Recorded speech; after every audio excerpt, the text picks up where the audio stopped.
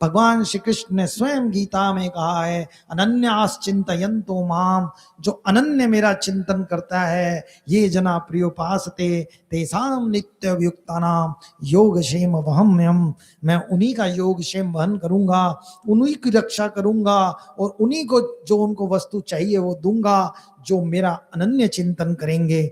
नहीं तो इस तरह से भक्ति करने से भगवान की शर्त पूरी नहीं होती जब तक जीव अनन्य नहीं होता। इसलिए भगवान श्री कृष्ण के भक्त अनन्य रहते हैं। जो भी गीता के मार्ग पे चलेगा उसे अनन्य होना ही होगा।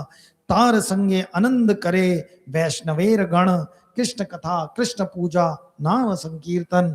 अद्वैत आचार्य जी के साथ वैष्णव गण आनंद करते थे। कृष्ण कथा चल रही है, कृष्ण भगवान की पूजा चल रही है और नाम संकीर्तन की शुरुआत हो रही है अद्वैत आचार्य जी के द्वारा। किंतु सर्वलोक देखी कृष्ण बहिर्मुख, सारी विश्व को, सब दुनिया को भगवान श्री कृष्ण के बहिर्मुख देख रहे हैं। अद्वैत आचार्य जी विषय निमग्न लोक देखी पाई दुख, सारे लोग विषय वासनाओं में लगे हैं, संसार की वस्तुओं में लगे हैं। अगर कोई धर्म कर्म भी कर रहा है वो भी विषय वासना के लिए कर रहे हैं कि हमें स्वर्ग में जाकर सुख मिले, स्वर्ग के भोग हम भोग पाएं। चाहे इस संसार के भोग हों चाहे स्वर्ग के भोग हों, सब इंद्रिय तृप्ति के ही कारण हैं। इससे आत्मा की तृप्ति नहीं होती। आत्मा की तृप्ति तो केवल कृष्ण भक्ति से ही संभव है। इसलिए जो जीव कृष्ण भक्ति में चलेगा, जो भगवान श्री हरि की भक्ति करेगा, उसकी आत्मा की तृप्ति होगी। हम देखते हैं कई बार भगवान श्री कृष्ण का नाम लेने से, अगर उनके संकीर्तन में बैठने से, उनके सामने जाने से हमारे अश्रुपात होते हैं। हम जानते भी नहीं क्यों हमारे अश्रु निकल रहे हैं, लेकिन वो इसलिए निकलते हैं क्योंकि आत्मा का संबंध केवल कृष्ण से है, भगवान से वही संबंध है। जैसे ही हम भगवान के सम्मुख होते हैं, थोड़ा सा भी भाव लेकर उनका नाम लेते हैं, तुरंत हमारी आत्मा जान जाती है कि मेरे स्वामी, मेरे सखा, मेरे प्रीतम का नाम लिया जा रहा है। मन बुद्धि अड़चन डालती हैं क्योंकि वहाँ अविद्या का वास है, वो रोकती हैं, वो छलती हैं, लेकिन आत्मा को अपने प्रभु की याद आ ही जाती है। बहुत सारे भक्तों का ऐसा अनुभव है कि कभी कभी भगवान नाम संकीर्तन करने से अचानक अश्रु निकलने लगे, प्रभु का नाम लेने से, प्रभु के सामने जाने से, किसी संत पुरुष के सामने आने से अचानक ही अश्रुपात हो जाते हैं। कारण वही है, प्रभु की याद आती है।